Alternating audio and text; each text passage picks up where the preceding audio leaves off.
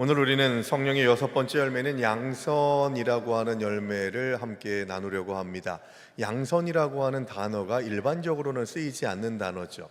그래서 성령의 9가지 열매에 대해서 이야기할 때 다른 것들은 그래도 어느 정도 이런 것이겠구나 라고 하는 생각을 할 수 있겠지만, 양선이라고 하는 것을 설명하라고 하면 좀 어색한 그런 느낌이 들기도 하죠. 그만큼 좀 어색할 수 있지만 우리들에게 깊이 다가오는 그런 메시지여야 하고, 또 우리가 그리스도인다움을 잃지 않게 하는 아주 중요한 우리의 정체성을 드러내게 해주는 동력이 바로 이 양선이라고 하는 열매 가운데에 있다는 것입니다. 국어사전에서는요, 이 양선이라고 하는 단어에 대한 뜻을 그저 어질고 착함이라고 하는 의미로 해석을 합니다. 성경 원어가 담고 있는 신학적 깊이는 세상이 말하는 도덕적 착함과는 궤를 좀 같이 하지 않습니다. 더 깊죠. 양선이라고 하는 헬라어 단어가 아가토스네라고 하는 단어를 씁니다. 단순히 성품의 유순한 것을 넘어서 하나님의 뜻을 이루기 위해, 지금 여기에서 양선을 설명할 때 제일 중요한 핵심이 뭐냐 하면 하나님의 뜻을 이루기 위해입니다. 누군가를 기쁘게 하거나 누군가에게 배려하기 위해, 위로를 주기 위해가 아니라 하나님의 뜻을 이루기 위해 능동적이고 선한 행동을 실천하는 힘이 바로 이 아가토스네라고 하는 헬라어의 원뜻이라는 겁니다. 양선이 그렇다는 것이죠. 그러니까 내면의 거룩함이 삶의 실천으로 자연스럽게 배어나오는 힘이 바로 양선입니다. 우리가 애쓰고 노력해가지고 되는 열매가 아니라 자연스럽게 나타나는 열매가 바로 양선이라는 것이죠. 성경이 말하는 양선은 타고난 기질이 착하거나 법 없이도 살 사람들이라는 평판을 뜻하는 것이 아닙니다. 양선은 내가 하나님께 인정받기 위해 만드는 열매가 아니라 하나님께 인정받은 사람이 자연스럽게 맺는 열매입니다. 저는 어디 관공서에 가거나 어디 가가지고 뭘 이렇게 주문하거나 그럴 때 가끔 듣는 얘기가 뭐냐면, 목사님이세요? 그렇게 물어볼 때가 있거든요. 저는 그 얘기를 정말 좋아해요. 근데 저를 목사로 안 보는 분들이 정말 많았거든요. 옷을 목사를 펴내는 옷을 입지 않았음에도 불구하고 목사님이세요? 그렇게 물어보시는 분들이 가끔 계세요. 아주 착한 분들이시죠. 영이 맑은 분들이에요. 그래서 물어봅니다. 어떻게 제가 목사인 거를 짐작을 하셨습니까? 라고 그렇게 얘기를 하면, 그분들은 그렇게 얘기를 해주더라고요. 그렇게 보여서요 라고 그렇게 얘기하면 제가 기분이 너무 좋습니다. 무슨 얘기입니까? 제가 의도하지 않더라도 하나님의 사람의 향기가 느껴지는 그런 일들을, 항상은 그렇지 않지만, 저 그런 얘기 잘 못 듣는다고요, 여러분. 항상은 그렇지 않지만 그런 얘기를 들을 때 정말 기분이 좋거든요. 자연스럽게 배어나오는 향기, 이게 바로 양선이에요. 이게 되기만 하면 우리의 인간관계는 대단히 아름다워질 겁니다. 그리고 어떤 얘기를 듣냐 하면, 당신이 믿는 하나님이라면 나도 믿어볼라 합니다 라고 하는 얘기를 들을 수 있는 능력이 이 양선이라고 하는 열매를 맺는 자들이 받는 칭찬입니다. 그러나 문제는 뭐냐? 오늘날 우리가 살아가는 이 시대는 행위구원론에 둘러싸여 있습니다. 개신교 신앙 안에서조차 예수를 믿는다고 하지만 결국 인간이 이만큼 착하게 살고 의로운 행동을 보태야 구원이 완성된다고 하는 생각이 행위구원론입니다. 그러니까 2000년 전에 예수님이 나를 위해서 십자가를 지신 그 사건, 귀한 일이고 고마운 일이긴 한데, 그 예수님의 십자가 사건만으로는 구원이 완성되지 않고, 믿는 내가, 예수 그리스도를 믿는 내가 행위를 통해서, 착한 행실을 통해서 구원을 완성해야 된다. 이게 행위구원이에요. 왜 이 행위구원이 강조되고 있을까요? 행위구원론은 우리 인간에게 아주 쉽고 인간관계가 명확하게 이해되는 답을 주기 때문입니다. 인과관계가요. 원인이 이러니까 결과가 이렇지. 내가 착한 일을 했으니까 이런 결과가 나오는 거지. 내가 이렇게 좋은 일을 했으니까 하나님이 이렇게 나한테 상급을 주셔야지. 아니요. 성경은 그런 말을 하지 않습니다. 저는 강단에서 이 쉬운 길을 가자고 말할 수가 없어요. 왜냐하면 그것은 복음이 아니기 때문입니다. 행위 구원, 내가 이렇게 행위를 했으니, 좋은 행실을 보였으니 좀 인정받아야지, 높아져야지, 조금 더 교만해도 돼 하는 그런 생각부터가 십자가를 지우는 일이 되어버리게 된다는 겁니다. 기독교 복음론은 인간의 그 어떤 의로운 행위도 구원의 조건으로 인정하지 않습니다. 오늘 본문 마태복음 7장은 바로 그 인간의 종교적 열심과 행위의 한계를 가장 날카롭게 지적하는 말씀이에요. 너무 잘하는 말씀 아닙니까? 좋은 나무는 좋은 열매를 맺고 나쁜 나무는 나쁜 열매를 맺는다. 이 얘기가 어떻게 보면 행위구원론과 연결되는 구절 같잖아요. 행위를 통해서 나무가 좋은 건지 나쁜 건지가 규정되는 것처럼 생각합니다. 그런데 반대예요. 좋은 나무에 집중해야 되는 거예요. 나의 삶의 나무가 좋은 것이냐 나쁜 것이냐, 여기에 집중하는 것에서부터 좋은 열매와 나쁜 열매가 규정되게 된다는 거예요.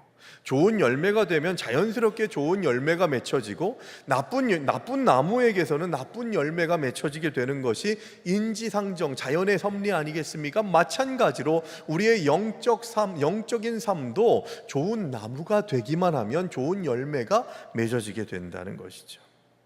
오늘 선포되는 말씀을 통해서 내 공로의 저울을 깨뜨리고 오직 은혜의 유산으로 주어지는 진짜 양선의 열매가 어떤 것인지를 느끼고 고백하고 알면서 앞으로의 삶의 여정을 양선의 열매를 맺어내는 하나님의 사람이 될 수 있게 되기를 결단하는 은혜의 시간이 되기를 주의 이름으로 축원합니다.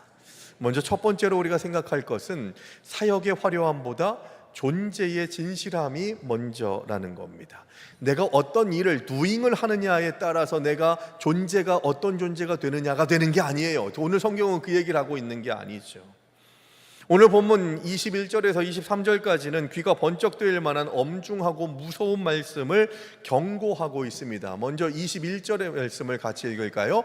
나더러 주여 주여 하는 자마다 다 천국에 들어갈 것이 아니요 다만 하늘에 계신 내 아버지의 뜻대로 행하는 자라야 들어가리라. 여러분, 이 말씀은 뭡니까? 예수 믿는 사람들, 나보고 예수의 이름을 부를지라도, 이 주여 주여 할지라도 천국에 들어가지 못할 자들이 있다는 거예요. 천국에 가면 두 가지를 놀란다고 하잖아요. 첫 번째 하나는 이 인간이 오면 안 되는데 이 인간이 구원받았네 하는 생각을 하게 하는 사람이 있다는 거예요. 두 번째는 뭡니까? 와야 되는데 안 오는 사람들이 있는 거예요. 특히 내가 섬기는 교회 담임 목사님이 안 보여요. 미치고 환장할 일이죠. 옆에 있는 분들하고 인사 나누겠습니다. 천국에서 만납시다. 인사하겠습니다. 한 번 더 인사할까요? 제발 꼭 만납시다. 인사하시죠. 천국에 갔는데 황성국 목사가 없어요. 이거 어떻게 해요? 이거 진짜 완전 노릇이죠, 정말. 얼마나 속이 상하겠습니까, 여러분? 김집사가 와야 되는데 왜 안 오지? 하는 그런 생각을 하면 얼마나 마음이 아프겠어요. 나더러 주여 주여 하는 자마다 천국에 들어갈 것이 아니라고 성경은 분명히 얘기하고 있습니다. 그런데 이 말씀을 바르게 이해하려면 먼저 본문의 흐름을 살펴보는 게 중요해요. 많은 성도들이 21절에서 23절 말씀만 따로 그렇게 떼어서 읽기도 합니다만, 사실 이 본문은 예수님께서 15절부터 거짓 선지자를 삼가라고 하는 말씀과 연결되는 겁니다. 거짓 선지자는 겉으로는 양의 옷을 입고 있지만 속에는 노략질하는 이리와 같다고 말씀하죠. 그래서 예수님은 그들의 열매로 그들을 알리라고 말씀합니다. 여러분, 이단이라고 하는 단어의 뜻이 뭡니까? 다를 이자에 끝단자를 씁니다. 처음엔 얼마나 간에 쓸개까지 다 내줄 것처럼 그렇게 하죠. 그런데 본색이 드러나게 되면 아주 악합니다. 여러분, 이단은 한두 번 훈계하여 쫓아내야 되는 거예요. 대적해야 될 존재인 거죠. 친구 관계라고 해가지고 친구인데 뭐 이러다가 큰일 납니다, 여러분. 하여튼 저한테 걸리기만 걸리세요, 그냥. 여기 신천지 있으면 한번 손 들어보세요. 가만두지 않아요. 여러분, 우리 양지 지역에 이단이 많습니다. 오래 사신 분들은 아시죠? 제가 언제 오후 예배 시간이나 이런 시간을 통해서 각 이단들이 가지고 있는 그런 교리나 대처 방법이나 이런 것들을 가끔씩 그렇게 전달을 하려고 하는데, 여러분 정신 차려야 돼요. 우는 사자와 같이 삼킬 자를 찾는 그런 존재가 우리 곁에서 계속해서 우리를 걸려 넘어지게 하려고 한다고요. 중요한 것은 뭡니까? 내가 주여 주여 하는 그 말이 거짓일 수 있다는 거예요.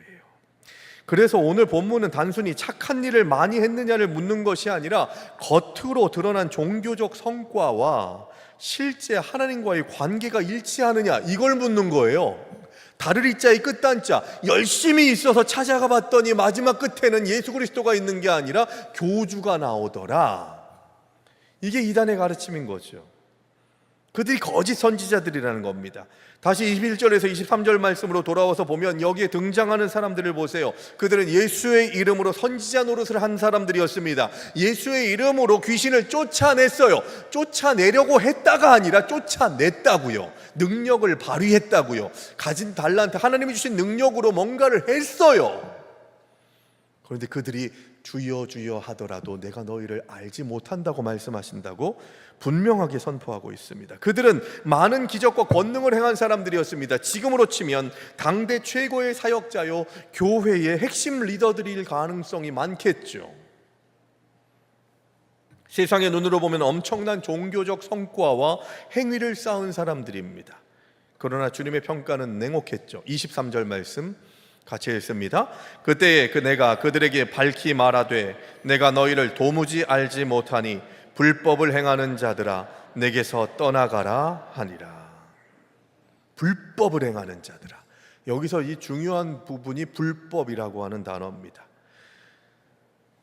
예수님은 그렇게 주여 주여 주의 이름으로 뭔가를 발휘하고 능력을 펼쳐내고 큰 영향력을 끼쳤던 자들에게 불법을 행하는 자들이라고 표현하고 있습니다. 여기서 불법이라고 하는 헬라어 단어는 아노미아라고 하는 단어를 씁니다. 이 아노미아라고 하는 단어를 분해해 보면 아라고 하는 헬라어 접두사가 뭐냐면 없다라고 하는 부정 접두사거든요. 그 노모스라고 하는 것은 법을 의미합니다. 그러니까 아노미아라고 하는 불법이라고 하는 그 상태는 무법 상태를 얘기하고 있는 거죠. 그런데 이 법이 없다라고 하는 것으로만 이 아노미아를 표현하는 것이 아니라 신앙적인 접근으로 이 단어를 해석하면 하나님의 법 아래 있지 않는 상태, 이게 바로 불법의 상태라는 거예요. 아까 처음에 뭐라고 말씀드렸습니까? 양선은 하나님이 기뻐하시는 일들을 위해서 적극적으로 헌신하는 힘이 바로 양선이라고 했습니다. 그러니까 우리 양선의 가장 중요한 핵심은 뭐냐? 하나님이 기뻐하시는 것, 이게 중요한 거예요. 그러기 위해서는 하나님의 뜻대로 살아가기를 결단하는 자들이 양선의 열매를 맺을 수 있게 된다는 겁니다. 아멘이십니까? 네. 근데 오늘 설교 듣는 여러분들의 표정은 정말 좋아요. 집중을 하시는 느낌이 확 납니다. 근데 왜 이렇게 아멘이 없으신지 모르겠네. 단순히 죄를 많이 지었다는 뜻이 아닙니다. 하나님을 믿는다고 하면서도 실제 삶의 주인은 하나님이 아니라 나 자신인 상태, 이게 바로 아노미아라고 하는 불법의 상태라는 것입니다. 이것이 허용되어서는 안 돼요. 문자적으로는 하나님의 법 아래에 있지 않은 상태, 다시 말해서 하나님의 뜻보다 자기 뜻을 앞세우며 살아가는 사람들이 불법을 행하는 자들아 나에게서 떠나가라 라고 하는 징계의 말씀을 듣게 된다는 것입니다. 겉으로는 놀라운 사역을 했지만 실제로는 하나님의 뜻보다 자기 이름과 자기 의를 드러내기 위해 살았다는 것입니다. 그래서 예수님은 그들의 사역이 아니라 그들의 중심을 보셨다는 것입니다. 제가 부목사 시절에 서울에 있는 아주 대형 교회 학교, 특히 어린이 교회 학교가 정말 많이 이렇게 출석하는 교회의 목사님을 초청했던 적이 있습니다. 아주 유명한 교회예요. 근데 어렵게 그 목사님이 어떤 목회적인 그런 방향성을 가지고 있는지, 그 교회는 이 어려운 시대에 어떻게 교회 학교가 그렇게 부흥하고 있는지를 교사 교육 시간에 초빙해가지고 그렇게 들으려고 했습니다. 그래서 목사님이 오신다고, 언제 도착한다고 전화를 받아가지고 주차장에 딱 대기를 하고 있었어요. 주차장에 대기를 하고 이제는 영접하려고 에스코트 하려고 그분을 딱 만나고 딱 오는데 그분이 딱 내려오면서 보이는 그 행동부터가 땡탈락이었어요. 목에 얼마나 기부스를 했는지 하면서 저를 처음 봤으면서, 물론 까마득한 후배이긴 합니다만 어디로 가야 돼? 라고 그렇게 반말을 찌끄리면서 무례함의 극치를 보여줬습니다. 그래도 사역을 열심히 하셔가지고 그렇게 열매를 맺었으니까 어떠실까 하는 그런 생각으로 들었는데 다 자기 자랑이에요. 내가 잘나서 한 거예요. 그분을 그래도 잘 섬기면서 보내드리고 난 다음에 제가 그렇게 기도를 했었습니다. 하나님, 저는 아무리 저분이 저 큰 교회에서 큰 목회를 한다고 사람들이 인정하더라도 저런 목사는 되지 말게 하여 주시옵소서, 그렇게 기도했습니다. 교만은 패망의 선봉이라고 얘기했잖아요. 한국 교회가 70년대, 80년대, 90년대 중반까지 전 세계의 선교학적으로 유래를 찾아볼 수 없는 부흥을 이뤘습니다. 근데 교회가 점점 더 뭐가 많아지게 되고 누리는 것이 많게 되고 높여주게 되다 보니까 그때부터 교회가 타락하기 시작합니다. 목회자들이 타락하게 되고 교회의 중직들이 타락하게 됩니다. 사람 냄새가 풀풀 나는 그런 인간의 모임이 되어버리게 되는 것이 교회 공동체의 문제로 시작된 것이 얼마나 오래됐는지 모릅니다. 제가 가끔씩 친구들이나 동기 목사님들이나 선후배 목사님들을 만나면 기분 나쁜 때가 있어요. 우리 교단은 좀 군소교단, 작은 교단이거든요. 예장교회 같은 경우 보면요, 5,000명, 10,000명 되는 교회들이, 대형 교회들이 많이 있잖아요.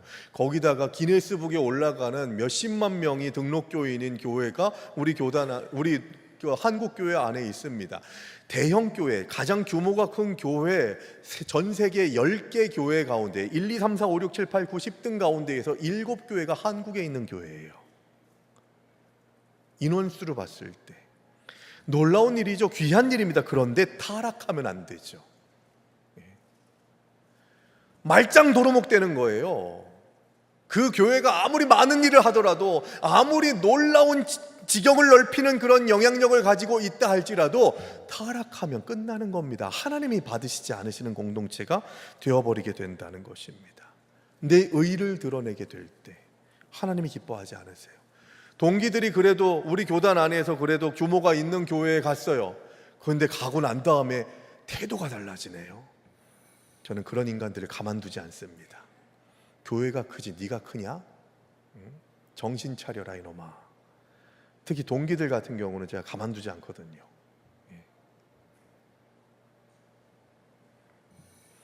우리의 삶의 자리가 교만이 자리 잡을 수 없도록 해야 됩니다. 왜냐하면 교만한 자들은 절대로 양선의 열매를 맺을 수가 없기 때문입니다.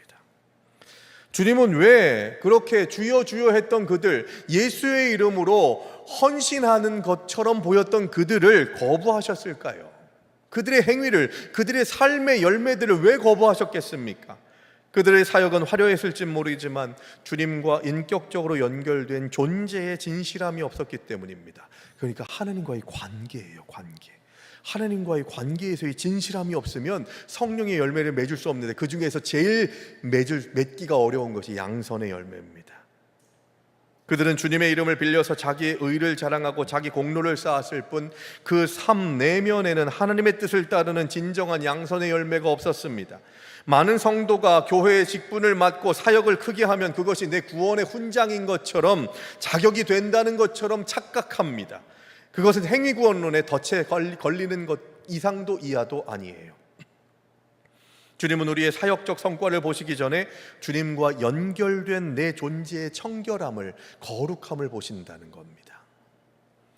외적인 화려함을 걷어내고 주님 앞에 단독자로 섰을 때, 그때 내가 너를 안다, 착하고 충실된 종아 라고 그렇게 인정해 주시는 삶을 사는 것을 기뻐하는 자들, 그것을 사모하는 자들이 바로 양선의 열매를 맺어내는 첫걸음을 떼는 사람들입니다. 자, 그러므로 우리가 내가 하는 어떤 사역의 화려함이 아니라 존재 자체로 하나님과 진실한 관계를 맺기를 원한다고 하는 고백을 가지고 있어야 된다고 하는 첫 번째 강조점이 있다면, 두 번째는 뭐냐? 그러면 그런 하나님과의 진실함을 가지고 나아가는 자가 된다면 어떤 일이 벌어지냐? 좋은 나무가 되어야 좋은 열매를 맺게 된다는 것인데, 그렇게 우리는 하나님과의 친밀감 가운데에서 진실된 모습으로 하나님 안에 하나님이 기뻐하시는 일을, 내가 기뻐하는 일들을 하게 되면 우리는 존재 자체가 좋은 나무가 될 수 있다는 거예요. 그러니까 좋은 열매를 맺어야겠다라고 하는 생각을 하기 전에, 주님, 좋은 열매를 맺기 위해서는 내가 좋은 나무가 되게 하여 주시옵소서, 이 기도가 돼야 된다는 거죠. 여기서 한 가지 더 구별해야 될 게 있습니다. 성령의 열매 가운데 지난 시간에 함께 나눴던 자비라고 하는 열매와 양선이라고 하는 열매가 차별점이 없는 것처럼 생각하실 수 있죠. 그런데 성경적인 해석을 보게 되면 자비와 양선은 비슷해 보이지만 다른 의미를 갖고 있습니다. 자비는 상대를 따뜻하게 품어주는 성품이라면, 양선은 아까도 말씀드렸죠, 하나님이 기뻐하시는 선을 위해, 이게 핵심이라고요. 하나님이 기뻐하셔야 돼요. 내가 좋고 내 상대방이, 내가 선을 베푸는 그것을 받는 상대방이 즐거워하는, 그게 중요한 게 아니라 하나님이 기뻐하시는 선을 위해 하는 적극적인 행동의 성품이 양선이라는 겁니다. 그래서 자비는 상대를 위로해 주지만, 양선은 때로는 상대를 바로 세우기 위해서 듣기 싫은 얘기도 하게 되고, 온전히 세우기 위해서 그가 싫어하는 일들도 해내는 그런 과정들도 양선 안에는 포함되게 되는 거죠. 좋은 예가 뭡니까? 예수님께서 성전을 정화시키신 이야기를 생각해 보면 양선의 의미가 무엇인지를 알 수 있게 됩니다. 예수님께서 예루살렘 성전에 들어가셨는데 거기에 막 환전하는 자리가, 또 비둘기를 팔고 양을 파는 그런 자리에서 돈이 오가고 막 장사치들의 그런 논리에 막 휩싸여서 이 성전이 훼손되는 모습을 본 거예요. 그걸 보고서 예수님께서, 그 온화하시고 온유하신 예수님께서 정말 성경에서는 보기 어려운 불같이 화내는 그런 전사의 모습을 보입니다. 채찍을 드시죠. 그리고 좌판을 덮어버리시면서 내 아버지의 집은 기도하는 집이니라 라고 그렇게 선언하는 메시지를 봅니다. 아, 예수님도 승질 내실 때가 있네, 이렇게 생각할 수 있는 충분한 그런 상황이 묘사되어 있죠. 그러면 묻습니다. 성전을 뒤엎으신 예수님의 행동은 나쁜 행동일까요? 성경은 그렇게 말하지 않습니다.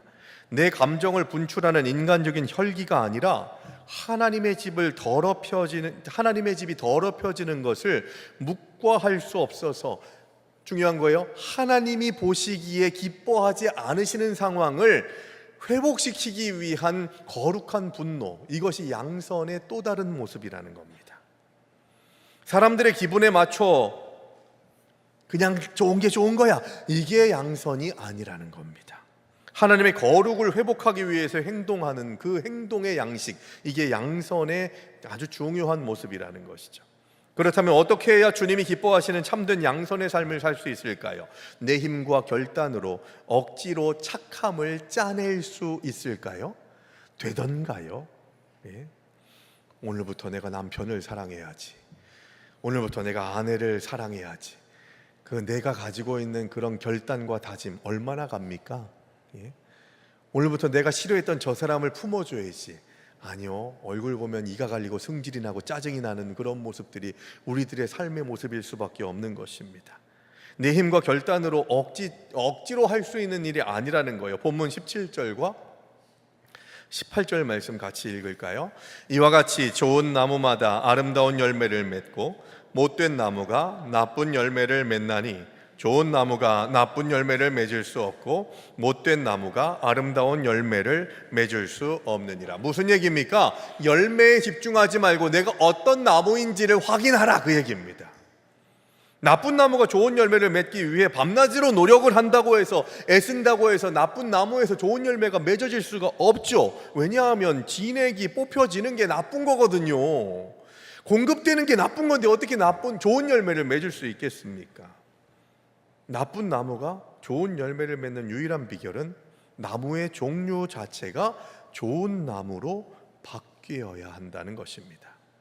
성경은 그것을 예수 그리스도라고 하는 참 포도나무에 접붙임돼야 된다고, 연결돼야 한다고 말씀하고 있는 거예요. 이게 돼야 된다고요.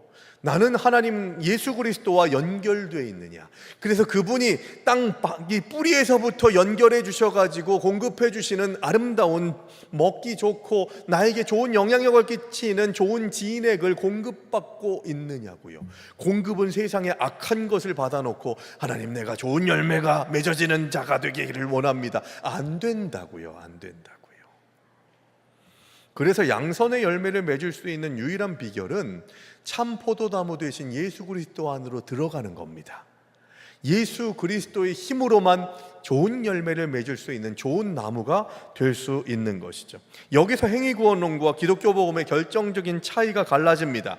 행위구원론은 어떻습니까? 네가 선한 행위, 선한 열매를 많이 맺으면 네 스스로 좋은 나무가 될 수 있어. 이게 행위구원론이에요. 거짓말이에요. 거짓말. 우리에겐 그런 능력이 없어요. 그리고 안 되니까 계속 채찍질합니다. 그러면 목사는요, 이 행위구원론 가지고 목회하면 편해요. 주일 성수 안 하고 막 헌금 생활 안 하고 그러면 나쁜 열매를 맺고 있다고 막 그러면서 온전한 행위로 갚아라, 그러고 그렇게 완성을 해라, 그래야 하나님이 너에게 복 주신다, 구원을 주신다 라고 얘기하면요, 겁나가지고 그렇게 막 움직이죠. 거짓된 가르침입니다. 불가능한 명령이고 인간을 절망으로 몰아넣는 율법의 저주일 수밖에 없는 거죠. 기독교 복음은 정반대입니다. 사도 바울은 에베소서 2장 8절에서 10절의 말씀을 통해서 같은 진리를 선포하고 있어요. 같이 읽습니다. 너희는 그 은혜에 의하여 믿음으로 말미암아 구원을 받았으니 이것은 너희에게서 난 것이 아니요 하나님의 선물이라. 행위에서 난 것이 아니니 이는 누구든지 자랑하지 못하게 함이라. 우리는 그가 만드신 바라 그리스도 예수 안에서 선한 일을 위하여 지으심을 받은 자니 이 일은 하나님이 전에 예비하사 우리로 그 가운데에서 행하게 하려 하심이니라. 아멘. 여러분 주목해서 보세요. 이 말씀 8절은 뭘 얘기합니까? 믿음으로 말미암아 구원을 받았다고 얘기합니다. 내가 구원을 만들어냈다고 말하지 않고 구원을 받았다고, 수동태, 전적인 수동태를 사용합니다.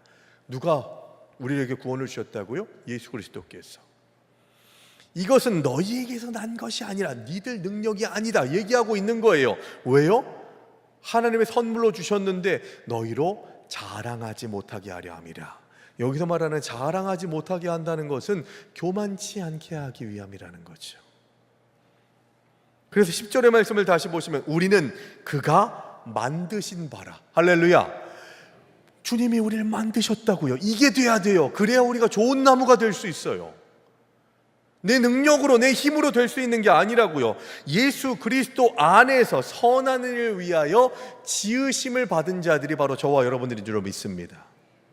그러니까 좋은 나무가 되는 비결은 뭐냐? 예수 그리스도인 거예요. 주님께서 나를 변화시켜 주시게 될 때, 예수 그리스도로 충만하게 될 때, 예수만이 나의 능력이 될 때, 그때 양선의 열매를 맺을 수 있는 좋은 나무가 될 수 있게 된다는 것이죠. 그렇게 존재가 바뀌게 될 때 그 가운데에서 행하게 하시는 일들을 허락하신다는 겁니다. 그런데 우리는 바꾸죠. 행위를 통해서 내가 거룩해지려고 하는 거죠. 잘못된 겁니다. 내 의가, 내 의도가 드러나게 되는 일들이 바로 이 행위구원론이라는 거예요. 우리는 선한 일을 위해서 구원받는 것이 아니라 구원받았기 때문에 선한 일을 하도록 지으심을 받은 자들입니다. 이게 중요해요, 여러분. 앞뒤가 바뀌면 안 돼요. 십자가의 은혜로 예수 그리스도라는 참 포도나무에 우리를 먼저 접붙여 주셔서 우리를 아무 공로 없이 먼저 좋은 나무가 되게 하시는 은혜가 우리들에게 허락된다는 것이죠. 구원은 선한 행실의 대가로 얻은 보상이 아닙니다. 이미 좋은 나무가 된 자들에게 하나님 나라의 거룩한 유산으로 값없이 주어지는 것이 바로 양선의 열매, 또 좋은 나무를 맺을 수 있는 동력이라는 것이죠. 그러므로 양선은 천국에 가기 위한 조건이 아니라 주님의 생명을 수혈받은 좋은 나무에서 자연스럽게 흘러나오는 은혜의 증거라는 것을 기억해야 한다는 겁니다. 사랑하는 여러분, 복음은 우리에게 열매를 먼저 가져오라고 말씀하지 않아요. 복음은 먼저 죽은 나무였던 우리를 살리시고 나쁜 나무였던 우리를 좋은 나무로 바꾸시려고 무던히 우리들의 마음에 노크를 하십니다. 성령께서 만지시려고 계속해서 우리를 붙잡으시려 하신다는 것이죠. 그리고 성령께서 그 생명 속에서 조금씩 양선의 열매를 맺게 하신다는 것이죠. 그러므로 우리가 자랑할 것은 열매가 아니라 우리를 바꾸신 하나님의 은혜라는 것을 기억하게 될 때 우리의 참 포도나무 되신 예수 그리스도라고 하는 그늘 안에 들어가게 돼서 우리가 좋은 나무가 되는 변화의 은혜를 경험하게 된다는 것을 고백하고 결단할 수 있는 은혜가 있게 되기를 바랍니다. 마지막 세 번째로, 진짜 양선은 사람의 눈을 피해서 은밀하게 흐르게 된다는 것입니다. 그렇다면 복음의 유산으로 우리에게 주어진 진짜 양선의 구체적인 특징이 뭘까요? 은밀함이라는 거죠. 사람의 박수와 평판을 구하지 않는 은밀함, 이게 중요합니다. 바리새인들의 착함과 종교성은 언제나 사람들에게 보이기 위해 시장 어귀나 높은 자리에 있었습니다. 이게 바로 행위구원론자들의 전형적인 특징입니다. 봐라, 내가 이만큼 높다, 이만큼 위대하다, 니넨 못하지, 이런 말로 평가하고 판단하는 그런 생각들이 행위구원론에 들어가 있는 거죠. 그러나 성령의 열매인 양선은 다릅니다. 오른손이 하는 것을 왼손이 모르게 하죠. 오직 불꽃 같은 눈으로 내 인생을 감찰하시는 하나님 한 분만을 의식하면서 아무도 보지 않는 골방에서, 아무도 알아주지 않은 교회의 구석진 곳에서 아무도 모르게, 누구도 인정하고 알아주지 않아도 주님만이 아신다고 하는 것에 위로를 얻으면서 헌신하는 이들, 그들이 바로 양선의 은혜를 발휘하는 하나님의 백성들이라는 것이죠. 내 행위의 강고판을 스스로 철저히 부숴버려야 됩니다. 그래서 내 공로는 완전히 지워지고 오직 주님의 은혜만 남게 하는 것이 진짜 양선의 권세라는 것입니다. 특히 우리는 7월 마지막 주일에 양지교회 영적 지도자를 세우는 장로 피택을 위한 공동회의를 앞두고 있습니다. 우리 교회의 기둥이 될 세 분의 피택 장로를 세우기 위해서 우리는 기도하고 있죠. 온 성도님들이 반드시 눈여겨봐야 할 장로가 될 기준 가운데의 하나를 여러분 꼭 기억하시기 바랍니다. 그것은 바로 양선의 열매를 맺고 있느냐, 하나님이 중심이고 기준이 되는 사람이냐, 화려하게 드러나는 종교적 경력이나 사역의 성과, 사람들에게 과시하는 직분의 열심에 속아서는 안 됩니다. 대가를 바라지 않고 아무도 보지 않는 곳에서 교회를 사랑하고 눈물로 섬기는 사람들, 낙심하고 절망한 이들에게 아무도 모르게 은밀하게 다가가서 그 사람의 손을 잡아주고 그 사람을 위해서 기도해 줄 아는 사람, 자신의 의를 자랑하지 않고 오직 주님의 은혜만 고백하는 사람, 판단과 지적의 저울을 내려놓고 성도들을 은밀하게 선대하는 사람이 바로 세워질 수 있어야 한다는 겁니다. 바로 그 좋은 나무의 성품을 지닌 양선의 사람을 분별하는 시간들이 2주간에 남아있는 시간들을 통해서 우리가 기도 가운데에서 생각해야 될 아주 중요한 그런 결단이 되어야 한다는 것이죠. 온 교회가 사람의 기준을 버리고 하나님의 시선으로 헌신자들을 세우게 될 때 우리 양지교회는 흔들리지 않는 든든한 은혜의 반석 위에 서게 될 줄로 믿습니다. 사랑하는 여러분, 인정받기 원하십니까? 주님께만 인정받으면 됩니다. 주님이 아십니다 라고 하는 고백으로 모든 것들을 다 극복하시기를 주의 이름으로 축원합니다. 저도 칭찬받는 거 좋아해요. 칭찬받는 거 진짜 좋아하거든요. 목사님 오늘 설교에 너무 은혜 받았습니다 하면 제 첫째 아들이나 둘째 아들이 항상 그 얘기를 들을 때마다 얘기해요. 아빠, 뻥인 거 알죠? 그냥 목사님 기분 좋으라고 힘내시라고 하는 얘기니까 그거에 현혹되면 안 돼요 라고 그렇게 얘기를 하는데 왜 이렇게 얄미운지 몰라요. 근데 진짜 맞거든요. 거기에 정말 은혜 받아서 말씀해 주시는 것도 압니다만 목사가 거기에 취해버리게 되면요, 광대가 됩니다. 광대가 말씀을 전하는 광대가 돼버리게 되거든요. 그래서 성도들이 듣기 좋아하는 말들만 하려고 하는 그런 생각들을 갖게 되는 시간들이 거기에서부터 시작되거든요. 은밀함이 있어야 돼요. 사람이 알아주지 않아도 우리 주님은 아십니다 라고 하는 고백으로 내가 양선의 열매를 맺는 일들조차도 오른손이 하는 일을 왼손이 모르게 하는 은밀함. 그래서 몰랐는데 그게 그 집사님이, 그 권사님이, 그 장로님이 하는 거였어? 라고 하는 미담들이 많아질 수 있는 그런 삶이 될 수 있도록, 이렇게 얘기하면 그렇게 미담을 만들어야지, 요것도 안 된다고요. 자연스러워진다고요. 예? 자연스럽게. 이것이 바로 우리가 양선의 열매를 사모하는 자들의 삶의 매력이라는 것을 기억할 수 있어야 하겠습니다. 말씀을 맺죠. 우리는 내 힘으로 착함을 짜내서 구원을 완성하려는 행위구원론의 좁고 피말리는 율법의 길을 단호히 거부해야 합니다. 우리의 안에는 그런 능력이 없다고요. 우리는 이미 예수 그리스도의 보혈로 좋은 나무가 된 자들입니다. 그래서 예수 그리스도와 연결되기만 하면, 인격적으로 친밀함만 있으면, 진실됨만 가지고서 예수 그리스도의 통치 안에 들어가기만 하면 우리는 좋은 나무가 될 수 있어서, 은밀하게 양선의 능력을 발휘하더라도 다른 사람들이 인정해주지 않고 자랑하고 칭찬하지 않더라도 기쁨 안에서 계속해서 양선의 은혜를 발휘하는 하나님의 백성들이 되게 된다는 것이죠. 그러므로 우리가 맺어야 할 양선은 내 자격을 증명하는 조건이 아니라 천국 자녀에게 마땅히 흘러나오는 영광스러운 유산, 감출 수 없는 매력이 된다는 것을 기억해야 합니다. 내 의를 자랑하고 싶은 조급함을 꺾고 오직 하나님 앞에서 잠잠히 예수 그리스도로 충만해지기를 원하는 고백을 갖게 될 때, 성령의 9가지 열매 가운데에서 양선의 열매, 이 열매를 통해서 우리의 가정이, 우리의 일터가, 교회 공동체가 아름답게 변화되게 될 줄로 믿습니다. 그 믿음의 고백을 가지고서 양선의 열매로 승리하시는 저와 여러분들 되시기를 주의 이름으로 축원합니다.